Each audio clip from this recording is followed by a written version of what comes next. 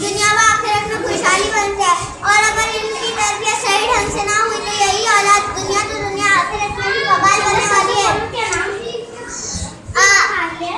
सामईन कराम, आप सल्लल्लाहु अलैहि वसल्लम की जिंदगी सारी दुनिया के लिए एक बेहतरीन मिसाल है। आप सल्लल्लाहु अलैहि वसल्लम का बच्चों के साथ किया गया सलूक भी हमारे समाज और सोसाइटी के लिए उम्दा मिसाल है, जिसे अपनी जिंदगी में अपना कर हम अपनी दुनिया तो दुनिया आखिरत भी संवार सकते हैं। साहिबान अहले मिज़ान, अगर हम आप सल्लल्लाहु अलैहि वसल्लम के सीरत पाक का मुताला करें तो हमें मालूम होता है कि आप सल्लल्लाहु अलैहि वसल्लम बच्चों को बहुत ज़्यादा चाहते थे। आप सल्लल्लाहु अलैहि वसल्लम एक मरतबा आप सल्लल्लाहु अलैहि वसल्लम मस्जिद में खुतबा दे रहे थे कि हज़रत हुसैन और हज़रत हुसैन रज़ियल्लाहु ताला अन्हु वहाँ चले आए।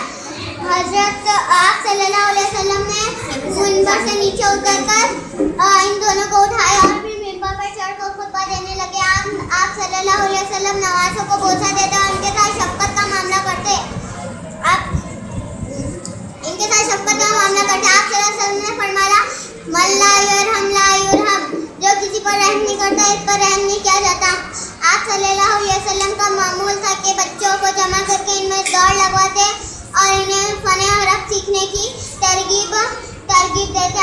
अगर महफिल में कोई बच्चा हाजिर होता और कोई चीज़ किसी को देनी होती तो इस बच्चे को अनायत फरमाते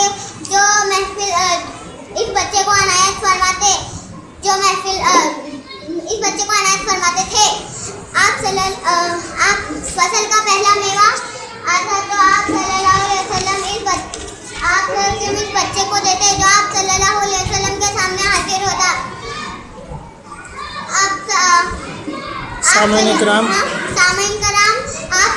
मैं एक जामे हदीस आपके सामने पेश करना चाहती हूँ। इस हदीस में आप सल्लल्लाहु अलैहि वसल्लम ने एक बच्चे को जिन बातों की तालीम दी है, अगर हमें से हर कोई बच्चे को ऐसी तालीम देना शुरू करेगा तो हम यकीनन हम वो कौम होंगे जो दुनिया व आखिरत की फलाह पा जाएंगे। हज़रत अब्दुल्लाह बिन नहीं आते।